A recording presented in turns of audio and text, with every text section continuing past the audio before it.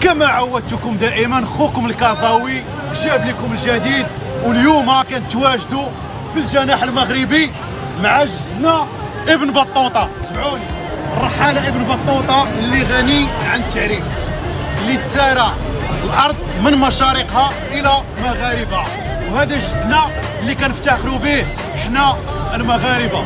يلا دخلوا معايا للجناح. الرواق المغربي بالقرية العالمية بدبي كيتجسد في كل ما هو تاريخي وثقافي وبشري للمغرب العظيم. الصانع المغربي كيتواجد بقوة، والمرأة المغربية اللي هازة راسنا فين ما مشات.